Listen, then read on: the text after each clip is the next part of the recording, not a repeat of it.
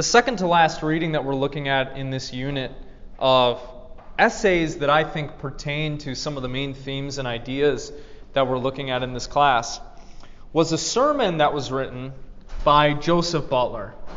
Now, Joseph Butler was an Anglican English bishop, and a number of his sermons were recorded and written down.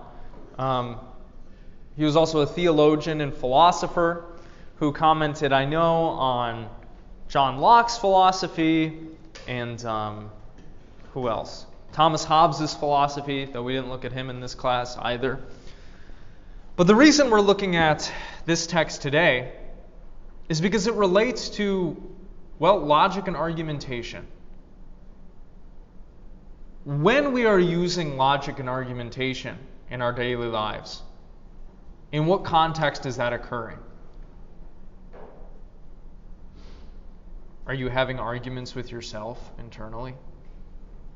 Maybe, right? Sometimes. But a lot of times it's with other people, right? You're talking about things with people. You're speaking your mind. You're trying to justify some claims or convince them of something.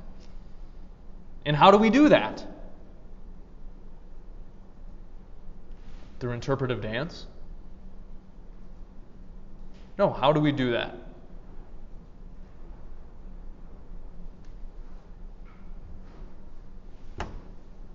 Yeah. Through arguments. Yeah, through words, right? Through speech. Yeah. So, we use our speech a lot. But have you ever questioned whether or not you should be speaking less? How you should be using your speech? How you should be using your tongue, so to speak, in order to accomplish your goals or make your arguments or live the kind of fulfilling life you want to live? When it comes to logic and argumentation in our daily lives, what we might call the government of the tongue is going to be incredibly important. So that's what we're exploring today. How should we use our capacity for speech? How should we use our capacity for silence? So let's see. Let's see what Joseph Butler has to say. He's writing on a passage from the Bible, from St. James. And that passage is this: If any man among you seem to be religious, and bridleth not his tongue, but deceiveth his own heart, this man's religion is in vain. Strong claim, but let's see if he can back it up. The translation of this text, Butler says, would be more determinate by being more literal, as follows: If any man among you seemeth to be religious, not bridling his tongue, but deceiving his own heart, this man's religion is in vain. This determines that the words, but deceiveth his own heart, are not put in opposition to seemeth to be religious, but to bridleth not his tongue. The certain determinate meaning of the text then being that he who seemeth to be religious and bridleth not his tongue, but in that particular deceiveth to his own heart, this man's religion is in vain.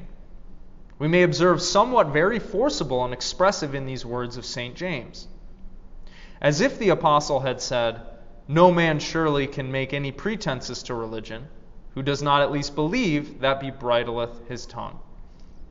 If he puts on any appearance or face of religion, and yet does not govern his tongue, he must surely deceive himself in that particular, and think he does.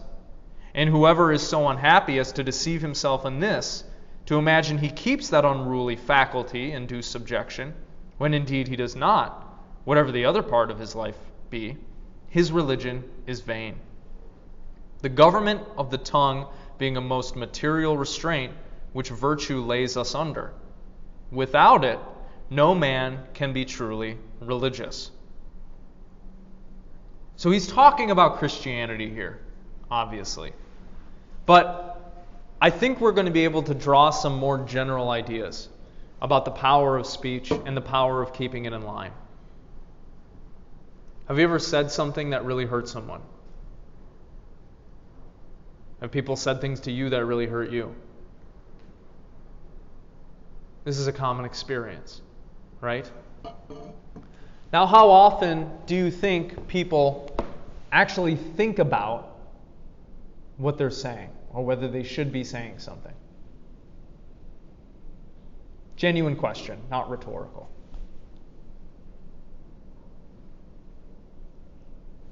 Yeah? I think most of the time people don't put too much thought. Why do you think that? Just like the way people talk every day, it's just like the first thing that comes off the top of their head. It's rarely like well thought out. Okay. Okay. Maybe like it's different in the classroom, but like just when I'm hanging out with my friends, it's not like anybody's like thinking too complexly. Yeah, in the classroom, nobody really says a word. Because they're afraid, right, of being persecuted or judged for what they're saying. Yeah. I was going to say that, especially when emotions are high, you don't think you say what you're going to say. When our emotions are high, yeah, for sure. Yeah, have you ever been in an argument with someone, your girlfriend, boyfriend, whatever, when tensions are high, and then you say that thing that just cuts them down? And then later when you're reflecting on it, you're like, fuck, why did I say that? That was stupid. What Butler is going to be arguing in this piece is not only is it smart to master your tongue, but it's related to virtue. It's related to moral excellence. He's going to say the mark of a bad character is somebody who doesn't control their words and their speech. So let's see if you agree with that.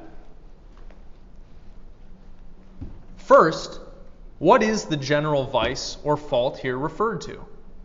Or what disposition in men is supposed in moral reflections and precepts concerning bridling the tongue? Secondly, when it may be said of anyone that he has a due government over himself in this respect. How do we know that? Well, let's talk about one. Now, the fault referred to and the disposition supposed in precepts and reflections concerning the government of the tongue is not evil speaking from malice, nor lying of bearing false witness from indirect selfish designs. The disposition to these and the actual vices themselves all come under other subjects. The tongue may be employed about and made to serve all the purposes of vice, in tempting and deceiving, in perjury and injustice. But the thing here supposed and referred to is talkativeness, a disposition to be talking, abstracted from the consideration of what is to be said, with very little or no regard to, or thought of doing either good or harm. And let not any imagine this to be a slight matter, and that it deserves not to have so great weight laid upon it, till he has considered what evil is implied in it, and the bad effects which follow from it. Okay, so we said already, people say bad things, we've said bad things. That's bad. But that's not what he's talking about here. What vice is he referring to? What does he think this verse is discussing?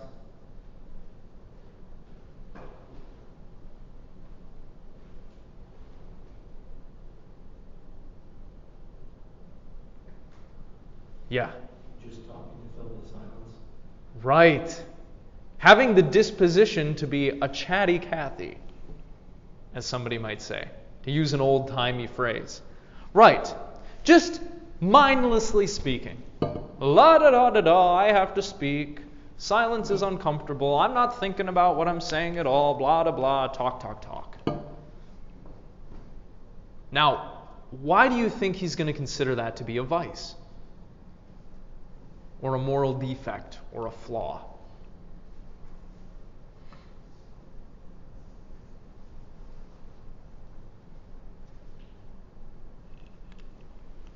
It's related directly to what I've been trying to get y'all to do in this class, and exercise in these, for lack of a better word, exercises where we read through the text and try to figure out what they mean.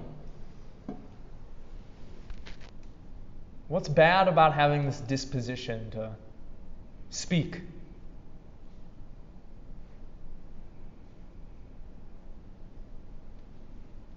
you say things that either don't need to be said or you shouldn't be saying. Yeah, so you'll say bad stuff. Yeah. And if you have this disposition to speak, what aren't you doing? Thinking. Right. I know I put a lot of emphasis on this, but to quote some contemporary thinkers, what I'm not offering you is necessarily a balanced view of things, but perhaps a view that might help achieve balance. And the reason I say that is because, as you noted, Nevlin, there are people nowadays, perhaps the majority of people, who don't think about what they're going to say, right? Maybe they don't reflect at all. We're all kind of guilty of this insofar as we live a consumerist lifestyle, a passive lifestyle, where we're not engaging the active powers of our mind, but we're just taking in and taking in.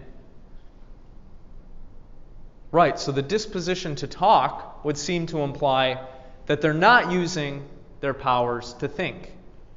They're not reflecting on the situation or what should be said, what can be said.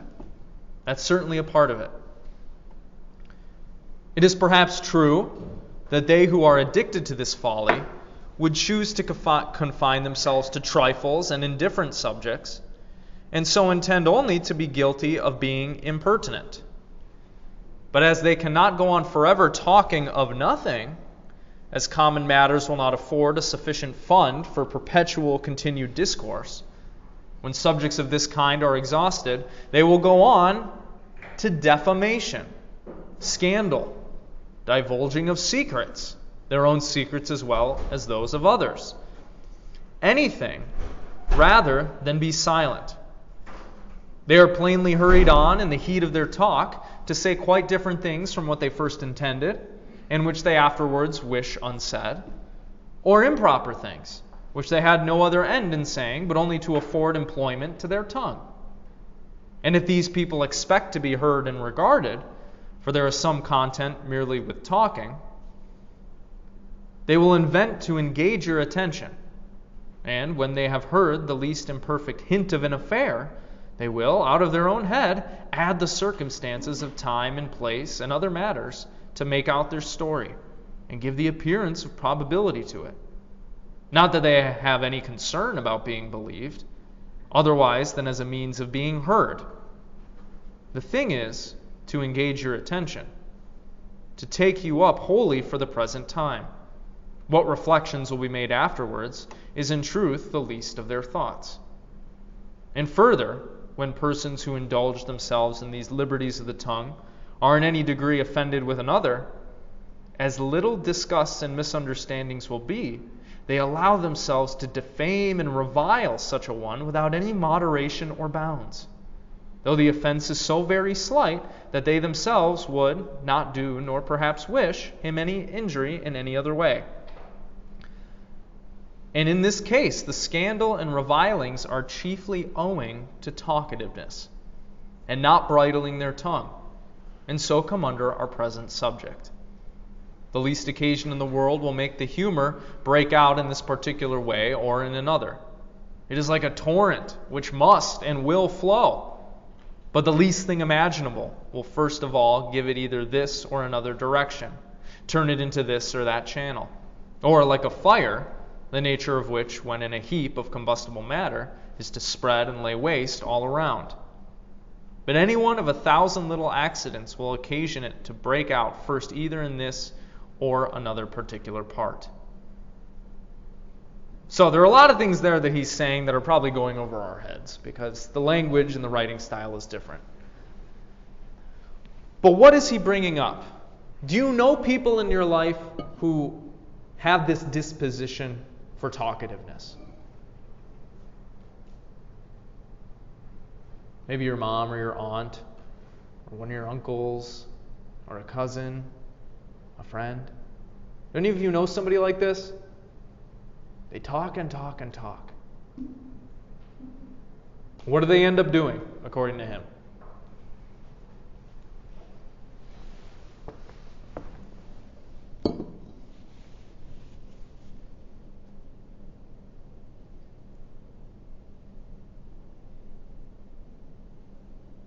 Yeah. Like gossiping or saying things that aren't necessarily true. Gossiping, saying things that aren't necessarily true. He spoke of divulging of secrets, right? Any of you have a friend who just can't keep a secret? I do. And what happens? Well, when you tell somebody something that has this disposition, they're going to go tell everybody else, right? Now, do you think that's a good thing? I think a lot of people wouldn't want their secrets to be shared, right? Which is why perhaps if you know someone like this, you just don't even tell them those kinds of things. But this also has a certain effect on the attention of the people listening to the talkative person. Tell me, have you had an experience with someone like this where they began talking to you and just they went on and on and on? What happened?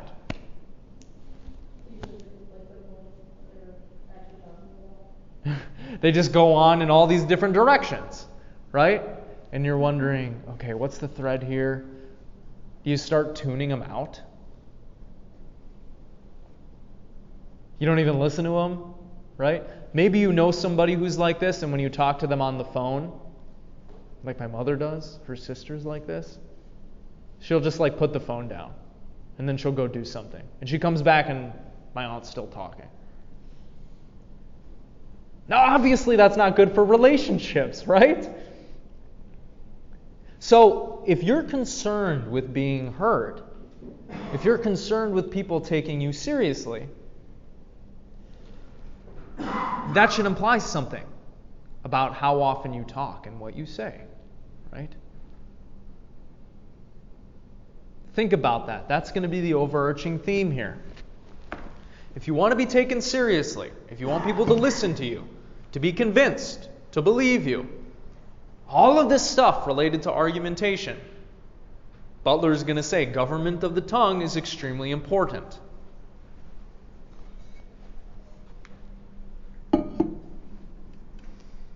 The subject then before us, though it does run up into and scarce be treated as entirely distinct from all others, yet it needs not be so much mixed and blended with them as it often is. Every faculty and power may be used as the instrument of premeditated vice and wickedness, merely as the most proper and effectual means of executing such designs.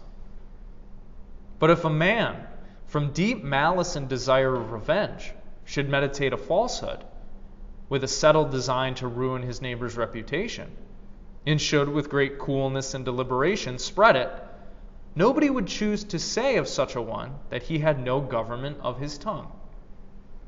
A man may use the faculty of speech as an instrument of false witness, who yet has so entire a command over that faculty as never to speak but from forethought and cool design.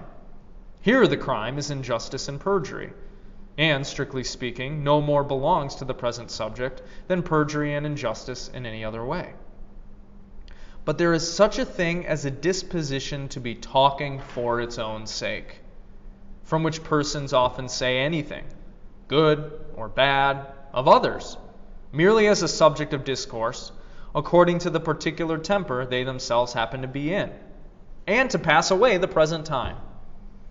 There is likewise to be observed in persons such a strong and eager desire of engaging attention to what they say, that they will speak, good or evil, truth or otherwise, merely as one or the other seems to be most hearkened to.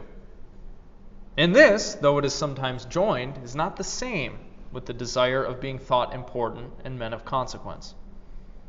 There is in some such a disposition to be talking, that an offense of the slightest kind, and such as would not raise any other resentment, yet raises, if I may so speak, the resentment of the tongue, puts it into a flame, into the most ungovernable motions. This outrage, when the person it respects is present, we distinguish in the lower rank of people by a peculiar term. And let it be observed that though the decencies of behavior are a little kept, the same outrage and virulence indulged when he is absent, is an offense of the same kind. But not to distinguish any further in this manner, men run into faults arid follies, which cannot so properly be referred to any one general head as this, that they have not a due government over their tongue. Okay, so in this class, we've been talking about what makes an argument logical. I've been giving you exercises in order to better sharpen your critical thinking skills. I hope you've been doing the readings and thinking about this stuff and talking about it.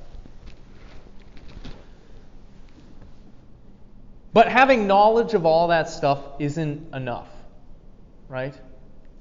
You can know what the right thing to do is and still not be a good person. Why? Well, because you actually have to put into action what you know. This is one of Aristotle's main points in his Nicomachean Ethics. He thinks moral knowledge is not enough to be a good person. Likewise, if you just consume and accept the information in this class, that is not going to be good enough for you to be a logical person or a rational person or somebody who can justify claims. So, what Butler is going to encourage is that we deeply reflect on whether or not we actually have control over our speech. How has this government of the tongue been impacted by the kind of society in which we live today?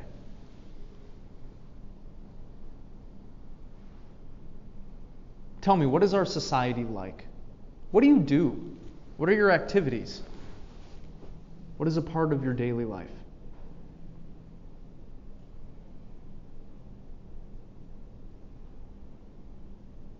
Just speak from personal experience. What's going on with you?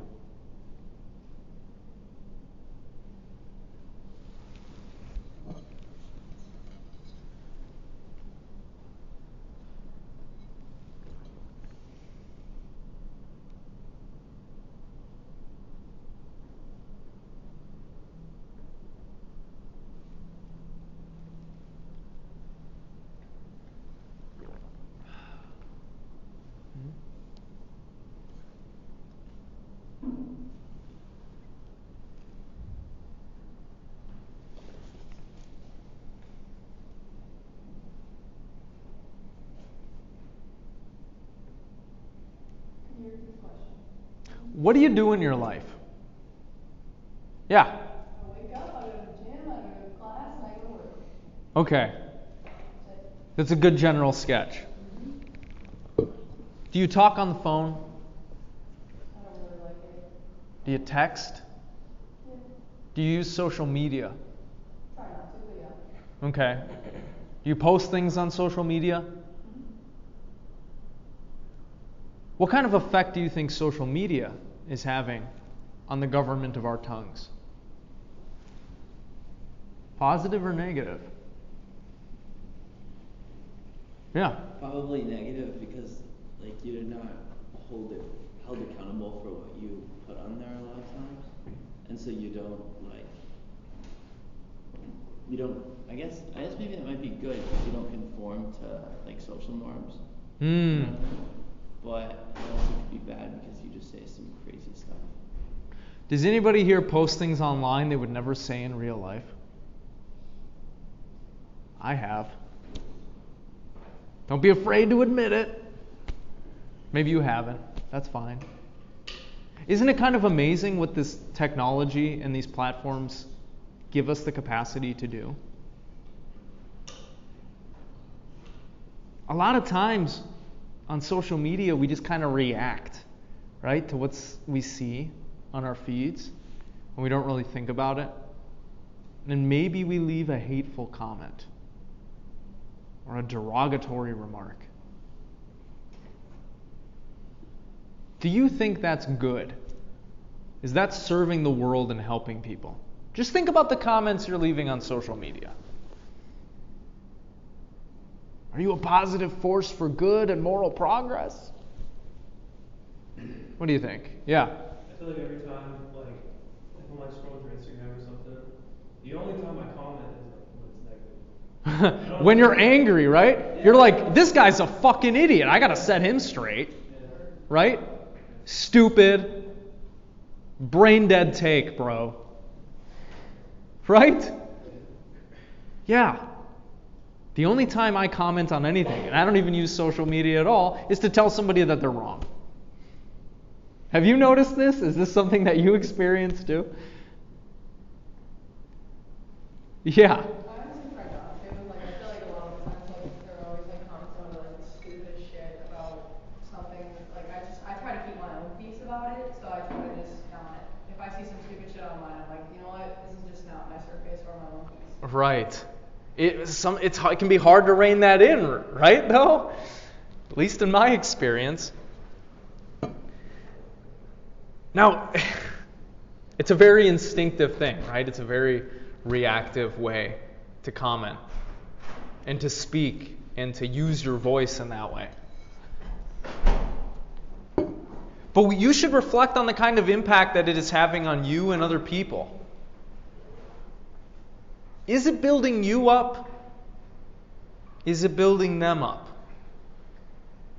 Is it helping you achieve your economic goals?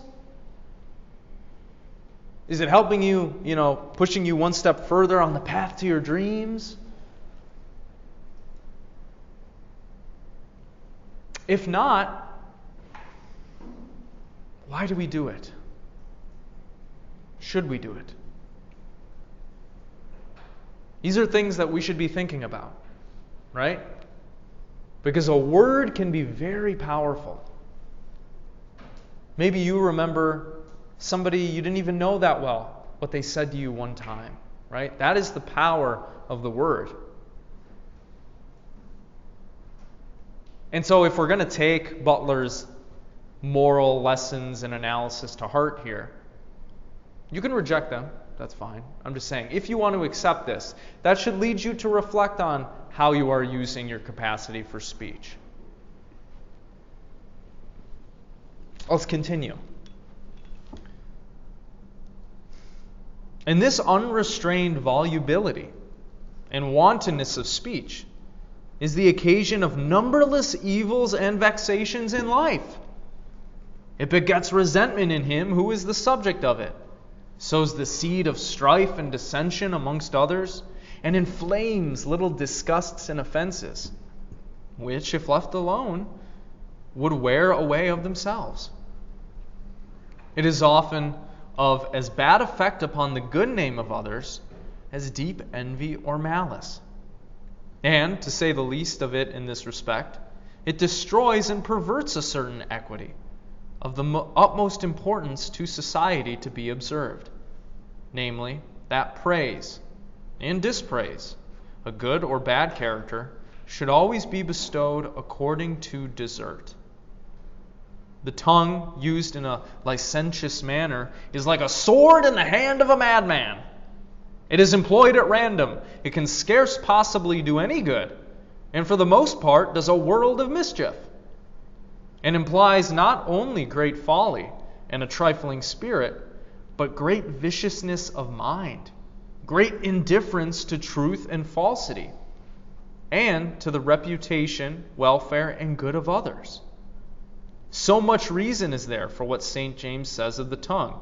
It is a fire, a world of iniquity. It defileth the whole body, setteth on fire the course of nature, and is itself set on fire of hell. This is the faculty or disposition which we are required to keep a guard upon. These are the vices and follies it runs into when not kept under due restraint. Okay, so he's making a number of surprising claims here, very poetic, right? What do you think about what he says here? The tongue, used in such a licentious manner, is like a sword in the hand of a madman. Does that seem right to you?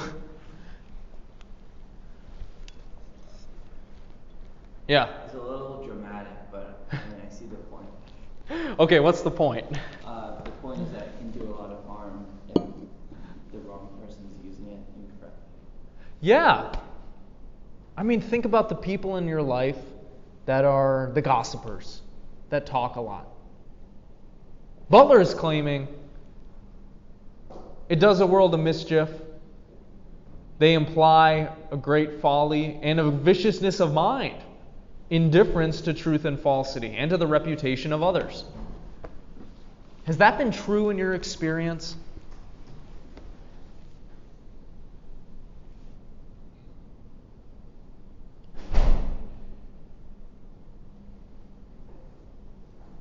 If you think about these really talkative people.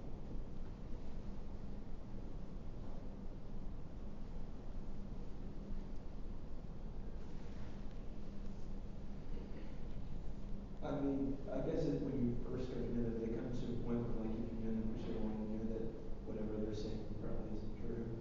So it's like, you know, Yeah. like, you know, he's gonna say some things that like aren't true. So like, we have to pick and choose what we're gonna choose to believe. Yeah. Yeah, and that becomes a difficult situation, right? It's like, oh God, Greg is going to spout off again.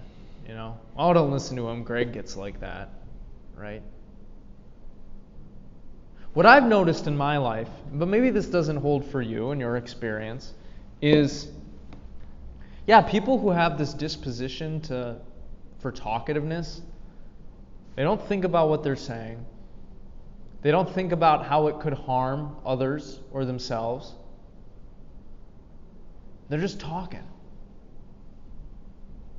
And obviously that can do a world of harm, right, in the wrong circumstances.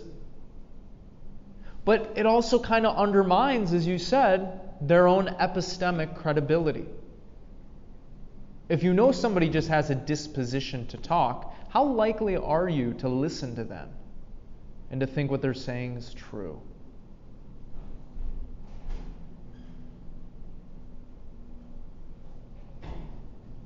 Probably not a lot, right? This kind of gets back to what we were looking at with Lewis. If we can figure out what the cause of somebody's action or psychological state is, for some reason, we think that undermines the reasonability of it in some way. Right? Oh, he just believes that because he was a communist. Or he's just thinking that because his hand was on the stove. Right? Now, I don't know what your aim at is in life, what you care about ultimately. But for philosophy, for this class, the guiding star is supposed to be truth.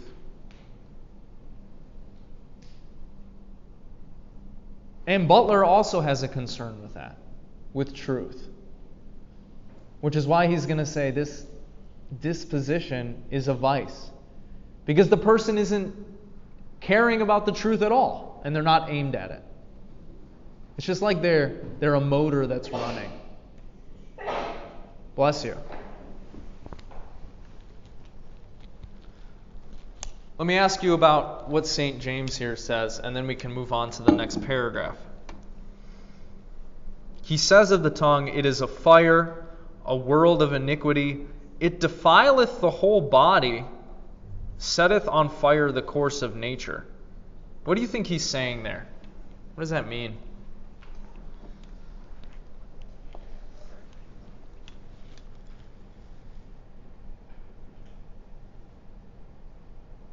The tongue defileth the whole body, setteth on fire the course of nature.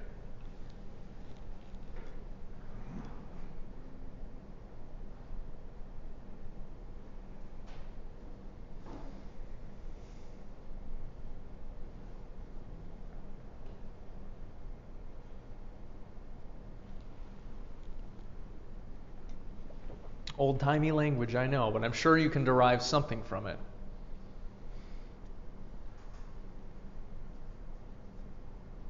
Use those critical thinking skills.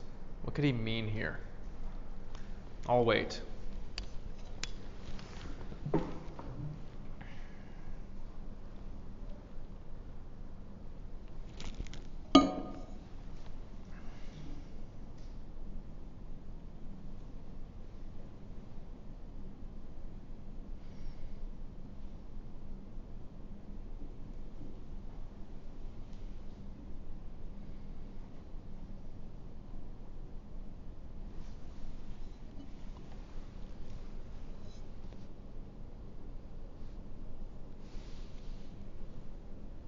Yeah.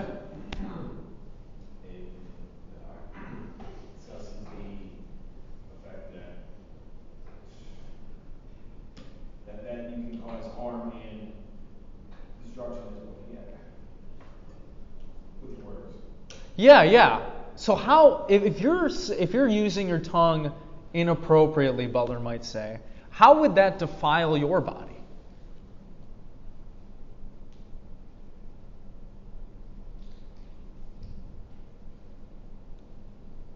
How does that lead to your own destruction? Can you think of an example?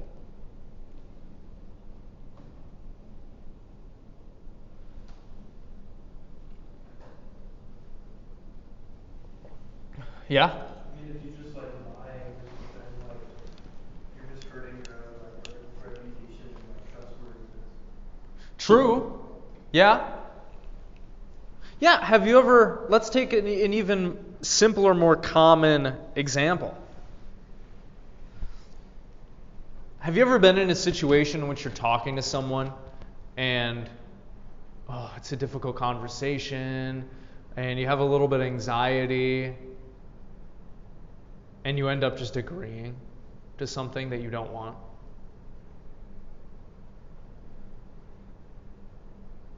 Maybe we've all been there, right? What that would imply is you don't have government over your tongue, right? Either out of fear or worry or anxiety, you're just like, yeah, of course. And then later you're like, oh my fucking God, why did I agree to that? Stupid. We could talk about this more metaphorically as well. It defileth the whole body, setteth on fire the course of nature. What I think James is invoking here are the passions, the desires of the flesh, which in Christianity are not cool, right? We're supposed to be righteous people and deny those sinful urges and impulses. If you use your words or your speech in a certain way, you can fire yourself up into doing things that you think is a bad idea when you actually reflect on it. Or fire other people up, right? It can kindle something in you that is not kind, that's not loving, that's not good for you. Yeah? This reminds me of Rizzo from the Wu-Tang Clan. Okay. He said the Bible is, he has his beliefs on the Bible, and he said the sword, the tongue is the weapon of Jesus. The tongue is the sword itself, and not actually, you know what I mean, like a physical weapon. I'm just reminded of that. Yeah. You can use it to cut yourself down, to cut other people down, to inspire social change too. Think of the moral progress and social progress that we've seen in this country because of the way that people used words. It inspired people to action, right? It inspired people to protest, to call up their representatives, all that kind of stuff, right? So the tongue is a very powerful thing. But the general idea here is that if you don't use it appropriately, you can bring destruction on yourself and others. Which is why Butler thinks it's so important to consider. Okay, let's keep going. Wherein the due government of the tongue consists, or when it may be said of anyone, in a moral and religious sense, that he bridleth his tongue, I come now to consider. The due and proper use of any natural faculty or power is to be judged of by the end and design for which it was given us. The chief purpose for which the faculty of speech was given to man is plainly that we might communicate our thoughts to each other in order to carry on the affairs of the world, for business and for our improvement in knowledge and learning. But the good author of our nature, God, designed us not only necessaries, but likewise enjoyment and satisfaction. In that being he hath graciously given, and in that condition of life he hath placed us in. There are secondary uses of our faculties. They administer to delight as well as to necessity. And as they are equally adapted to both, there is no doubt but He intended them for our gratification, as well as for the support and continuance of our being. The secondary use of speech is to please and be entertaining to each other in conversation. This is, in every respect, allowable and right. It unites men closer in alliances and friendships, gives us a fellow feeling of the prosperity and happiness of each other, and is, in several respects, serviceable to virtue, and to promote good behavior in the world. And provided there be not too much time spent in it, if it were considered only in the way of gratification and delight, men must have strange notions of God and of religion to think that He can be offended with it, or that it is in any way inconsistent with the strictest virtue.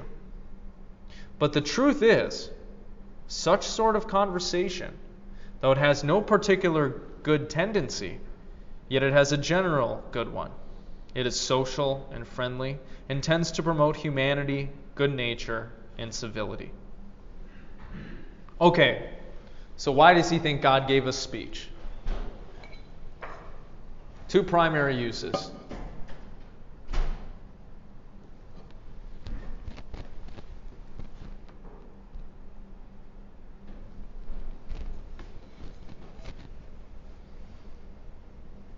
Yeah. Just like communicate with each other. Communicate with each other. Why do we need to do that? To like exchange thoughts and like, I don't know, exchange happenings in our lives to inform people, I guess. Yeah, information, right? Language is the vehicle by which we transmit information to one another about what's going on, about how the world works, right? Yeah. Guys, there's an alligator right there. Right? Hey, the power went out. Let's fix it. Okay. Hey, we need to grow another 10 rows of this if we're going to eat this winter. Okay, let's get on it. Thanks for telling me. Right? There are necessary things that we have to do in life in order for us to survive and be happy and healthy. So he thinks speech was given to us for that reason. Yes. What's the other reason?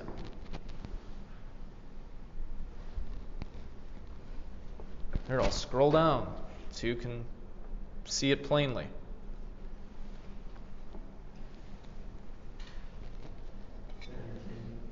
To entertain and gratify one another, right? To make us and other people feel good. And you've experienced this, right? Anybody have a witty member of their friend group? Maybe you're the witty member, right? You're always coming in with the quips, and everybody laughs. Oh, yeah, Josh is so funny, right? And everybody has a good time. Yeah. Yeah, you can use your speech to be witty, to make good points, to get people to shift their perspective, all that stuff. So it is both necessary and pleasing, we might say. At least that's how the faculty of speech can be used. As to the end use, so likewise the abuse of speech relates to the one or other of these, either to business or to conversation. As to the former, deceit in the management of business and affairs does not properly belong to the subject now before us. Though one may just mention that multitude, that endless number of words with which business is perplexed, when a much fewer would, as it should seem better, serve the purpose. But this must be left to those who understand the matter. Okay. So for talking about control of the tongue, he's saying, if you're using your speech to deceive others, that would imply you actually have some kind of control over it, right? You can use it as a weapon. That would imply some kind of control. But what does he say about the nature of business? And he's writing this in the 1700s, the early 1700s.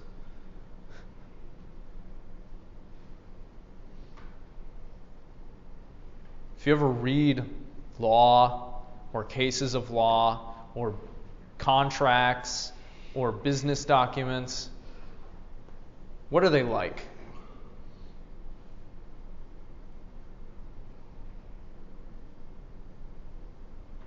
Maybe you think the same of philosophy.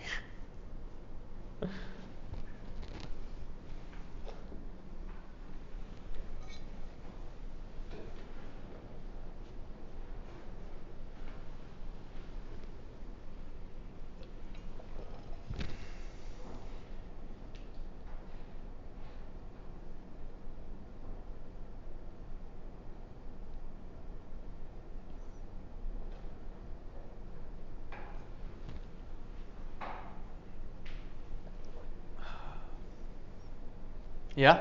They're boring. Boring for sure. And what else? Wordy. Fucking wordy. Right? You ever read some of that stuff? It's like, what the hell is this even saying? Can't they just get to the point? But they got to use all this jargon so that, maybe they confuse or so that they have their own loopholes and stuff, right? So that they can abuse this kind of stuff. Yeah. So he says, in matters of business, it would be better if things were less wordy, but okay, I'm not going to go too deep into that. The governance of the tongue, considered as a subject of itself, relates chiefly to conversation, to that kind of discourse which usually fills up time spent in friendly meetings and visits of civility. And the danger is, lest persons entertain themselves and others at the expense of their wisdom and their virtue, into the injury or offense of their neighbor. If they will observe and keep clear of these, they may be as free and easy and unreserved as they can desire. The cautions to be given for avoiding these dangers and to render conversation innocent and agreeable fall under the following particulars: silence, talking of indifferent things, and, which makes up too great a part of conversation, giving of characters, speaking evil or well of others. The wise man observes, there is time to speak and a time to keep silence. One meets with people in the world who seem never to have made the last of these observations. And yet these great talkers do not at all speak from their having anything to say, as every sentence shows, but only from their inclination to be talking. Their conversation is merely an exercise of the tongue. No other human faculty has any share in it. It is strange these persons can help reflecting that unless they have in truth a superior capacity and are in an extraordinary manner furnished for conversation, if they are entertaining, it is at their own expense. It is possible that it should never come into people's thoughts to suspect whether or no it be to their advantage to show so very much of themselves. Oh, that you hold your peace, and it should be your wisdom. Remember likewise, there are persons who love fewer words, and inoffensive sort of people who deserve some regard, though of too still and composed tempers for you. Okay. So, what do you think the overarching point he is making here? Yeah. That by saying too much, you might be revealing too much about yourself, and also that there are people that prefer less words. So maybe take into account their perspective. Yes, I would say that's definitely part of it, for sure. Sometimes it is wise to keep silent. A lot of people would say it's wise to think before you speak. What he thinks that we should avoid is just letting our tongues flap. Because what does that indicate?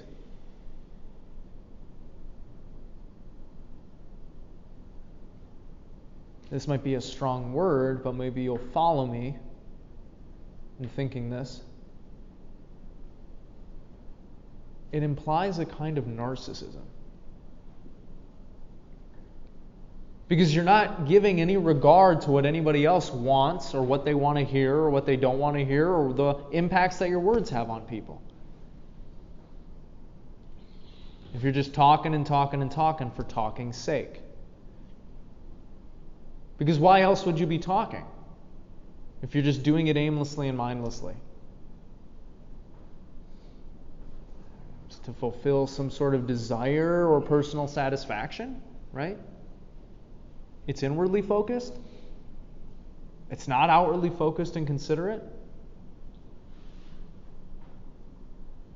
In a similar vein, paradoxical as though this may be, deep self-insecurity is also narcissistic. Because you are focusing only on yourself. Okay, what do you think about that?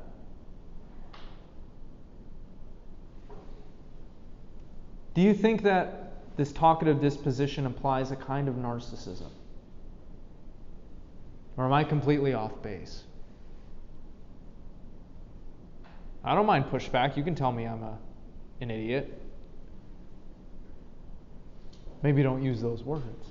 But, yeah. No, I think you're right, because when you constantly are talking, you assume that everybody else wants to know your perspective. Maybe, yeah. Or maybe you're not even considering that at all. Yeah. Yeah. Okay, what do the rest of y'all think?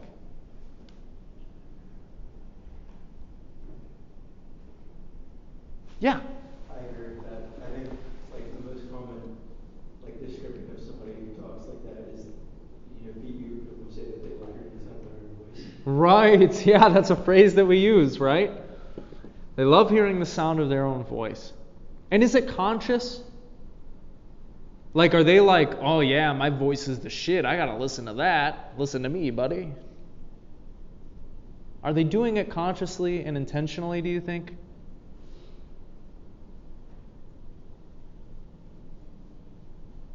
I'm seeing a few shaking of heads. Why don't you think they're doing it consciously or intentionally?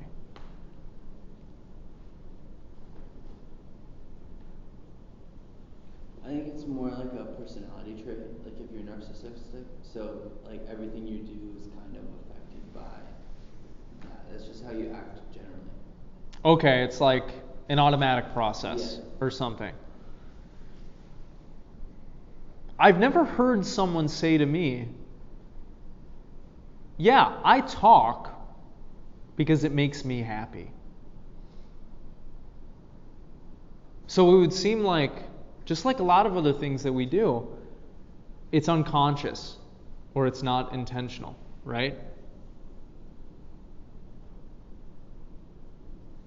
That clues us into the idea of how important it is to reflect on what it is that we're saying and doing. Why? Because our actions end up producing habits within us, or tendencies, and those tendencies and habits end up producing our character. Does anybody here have some sort of project or goal that they're aimed at right now? Anybody want to work out more? Anybody want to get more sleep? Have a regular sleep schedule? How's that going for you? I see some shaking of heads. You're like, not doing well on that front. Samesies. Because it's hard to change, right? When you're ingrained, when you have these habits, right? It takes real effort to change those things, those habits within you.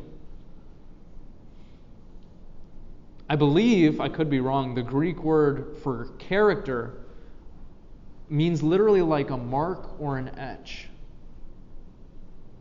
And so the actions that you take mark you, they engrave you in a certain way and influence the kind of person that you're going to be in the future. The same is true of how we use our words.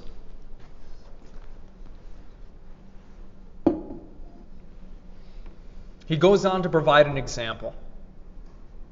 Of this number was the son of Sirach, For he plainly speaks from experience when he says, "As the hills of sand are to the steps of the aged, so is one of many words to a quiet man." But one would think it should be obvious to everyone that when they are in company with their superiors of any kind, in years, knowledge, and experience, when proper and useful subjects are discoursed of, which they cannot bear a part in, that these are times for silence, when they should learn to bear and be attentive, at least in their turn. It is indeed a very unhappy way these people are in. They, in a manner, cut themselves out from all advantage of conversation, except that of being entertained with their own talk. Their business in coming into company not being at all to be informed, to hear, to learn, but to display themselves, or rather to exert their faculty and talk without any design at all. Perhaps like a colorful bird who's trying to convince someone to be its mate. Except the colorful bird actually has an end in mind, right? And if we consider conversation as an entertainment, as somewhat to unbend the mind, as a diversion from the cares, the business, and the sorrows of life, it is of the very nature of it that the discourse be mutual. This, I say, is implied in the very notion of what we distinguish by conversation or being in company. Attention to the continued discourse of one alone grows more painful often than the cares and business we come to be diverted from. He, therefore, who imposes this upon us is guilty of a double offense, arbitrarily enjoining silence upon all the rest, and likewise obliging them to this painful attention. Okay, so he's saying a number of things here. Let's just start with the first one, which is fairly general. What value is there in silence? In not talking. In listening, we might say.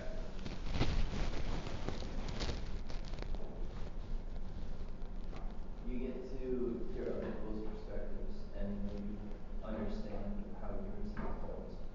Right, the horizons of your consciousness, right, are expanded. If you're truly listening to someone, you'll hear something that gives you more information and knowledge about how the world works. How much better would it be on this planet if, instead of just speaking to exert power over one another or to make ourselves heard, that we actually approached every conversation with a hope and a desire to learn?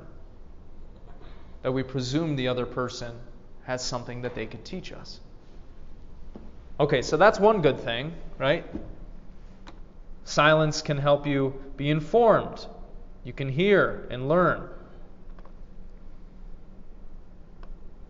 What is another reason why we hang out and talk with our buddies? I've highlighted it in that paragraph.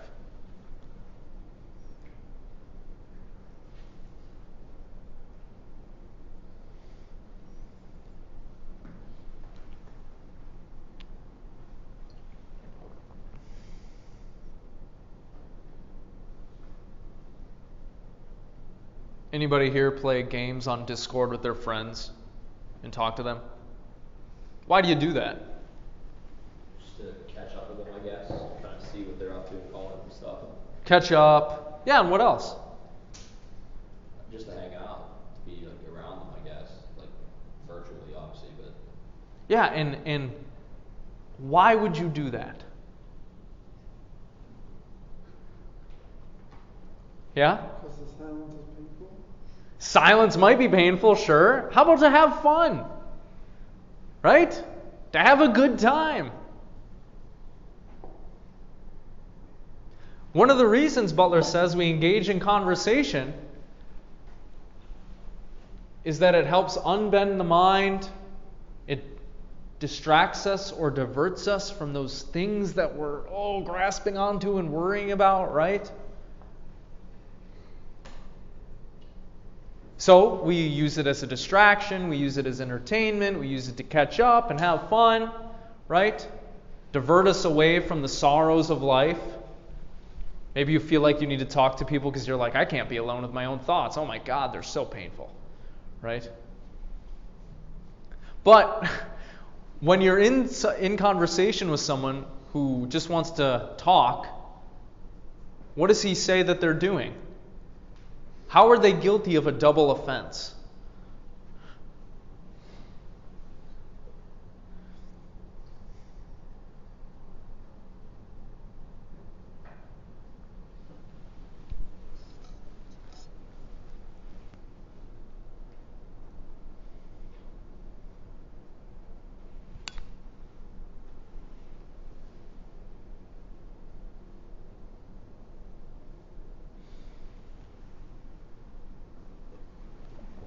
Yeah.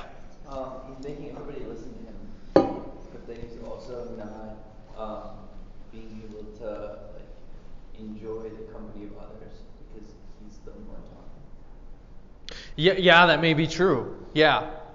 If somebody, let's just say you and I are in conversation, and I'm just yapping at you, and you take it as true that, look, conversation can be fun, it can be entertainment, right? If I'm just yapping at you the whole time, and I'm talking about anything and everything, because I just need to talk, and I'm not thinking about it, are you going to be distracted from your worries and anxieties? So I was looking at the weather the other day, and it looked pretty nice out, but then I saw the rain coming, and I was like, oh my God, this reminded me when I was 4 years old, and the rain was pouring down so heavily, I slipped and I broke my leg. Have you ever been in pain? Do you think about death? Right? And you're like, oh my God, please give me a break here. So it's not fun. It may remind you of those worries and anxieties and cares that you have that you're trying to get away from. And you're right, it forces silence upon you, right? It puts you into an uncomfortable position. So he says these talkative people doubly offend. I'm sensible. These things are apt to be passed over as too little to come into a serious discourse. But in reality, men are obliged, even in point of morality and virtue, to observe all the decencies of behavior. The greatest evils in life have had their rise from somewhat which is thought of too little importance to be attended to. And as to the matter we are now upon, it is absolutely necessary to be considered. For if people will not maintain a due government over themselves in regarding proper times and seasons for silence, but will be talking, they certainly, whether they design it or not at first, will go on to scandal and evil speaking and divulging secrets. If it were needful to say anything further to persuade men to learn this lesson of silence, one might put them in mind how insignificant they render themselves by this excessive talkativeness. Insomuch that if they do chance to say anything which deserves to be attended to and regarded, it is lost in the variety and abundance which they utter of another sort. The occasions of silence, then, are obvious, and one would think should be easily distinguished by everybody. Namely, when a man has nothing to say, or nothing but what is better unsaid. Better either in regard to the particular persons he is present with, or from its being an interruption to the conversation itself, or to conversation of a more agreeable kind, or better, lastly, with regard to himself. I will end this particular with two reflections of the wise man, one of which, in the strongest manner, exposes the ridiculous part of this licentiousness of the tongue, and the other, the great danger and viciousness of it. When he that is a fool walketh by the wayside, his wisdom faileth him, and he saith to every one that he is a fool. The other is, in the multitude of words there wanteth not sin. Thus, as to the government of the tongue, in respect to talking upon indifferent subjects, After what has been said concerning the due government of it in respect to the occasions and times for silence, there is little more necessary than only to caution men to be fully satisfied that the subjects are indeed of an indifferent nature, and not to spend too much time in conversation of this kind. But persons must be sure to take heed that the subject of their discourse be at least of an indifferent nature, that it be no way offensive to virtue, religion, or good manners, that it not be of a licentious, dissolute sort, this leaving always ill impressions upon the mind, that it be no way injurious or vexatious to others, and that too much time be not spent this way to the neglect of those duties and offices of life which belong to their station and condition in the world. However, though there is not any necessity that men should aim at being important and weighty in every sentence they speak, yet since useful subject, at least of some kinds, are as entertaining as others, a wise man, even when he desires to unbend his mind from business, would choose that the conversation might turn upon somewhat instructive.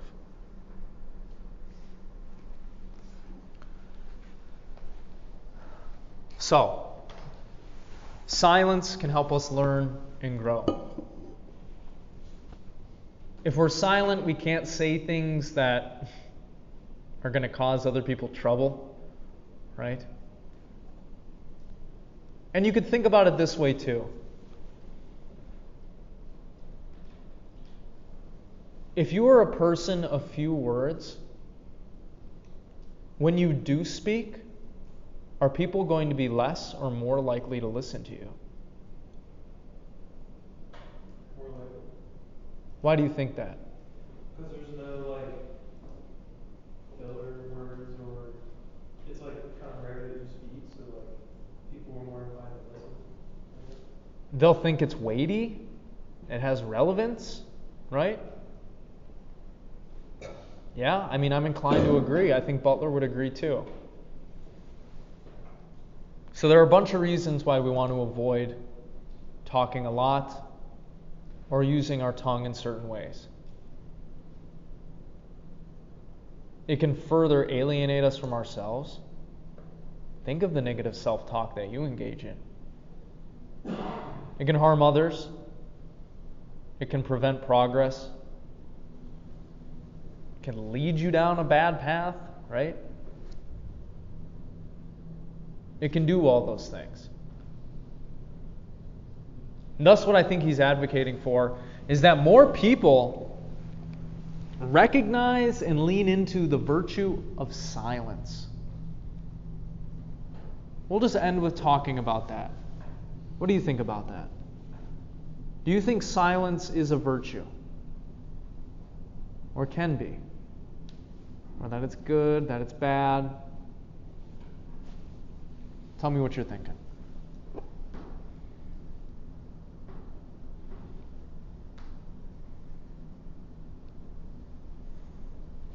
think it depends on the situation. Okay, yeah, say more.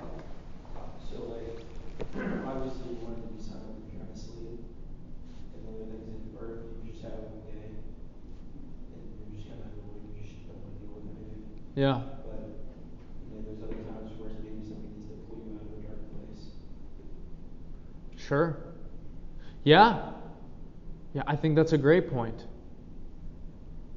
Sometimes there are things that don't need to be said, right? We instinctively react. We say things that we don't mean sometimes. But if Butler's correct, a lot of the times the things that we say aren't helping us or other people. But, as you noted, there are also times where we should speak up. When should we speak up?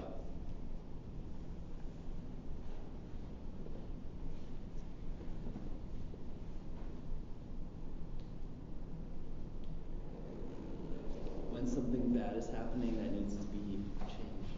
Yeah, like what? Well, I was thinking of the Holocaust. Yeah, that's a good example, yeah. Yeah. Could you imagine if people were like, oh yeah, the Jewish people are getting killed over there. None of my business. I'm not going to say anything. Probably not good, right? Yeah, when there's injustice, that might be a good time to speak up. When else?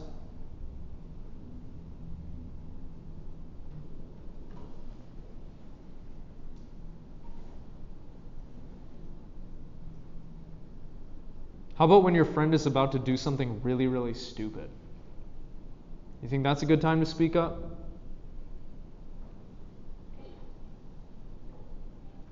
I know you're drunk, James. Don't jump off the roof. You can't fly. Don't. Right? Instead of, oh, I'm going to get so many likes, let me record this. And they break their legs. Probably be good to speak up. Yeah, when else?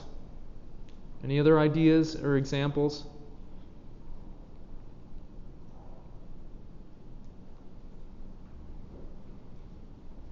I would say if it's gonna protect or like promote happiness, then like, you should go speak up. It's gonna help somebody or help yourself or. If it's going to protect or promote happiness, sure, I think that's a fairly good general. If it's appropriate. That is what the government of the tongue is all about. Knowing when to speak and when not to speak. That's what Butler means. He doesn't mean you should go be a hermit and never say anything again. And he's not saying you should be one of these talkative people. He's saying you need to learn and think about when is the appropriate time to say something and what exactly is the appropriate thing to say. If you could ingrain that into how you think and act, your life will go much more smoothly for you. You'll avoid a lot of problems. People will be more likely to enjoy your presence. Maybe you'll get closer to achieving your dreams, to speak dramatically. Okay. Any questions, comments, concerns? Otherwise, we'll end it here. Okay. Thank you for coming. On Thursday, we'll read the last essay in this unit. And it's going to be really weird. So, please bring those tongues. Okay? I want you to speak on Thursday.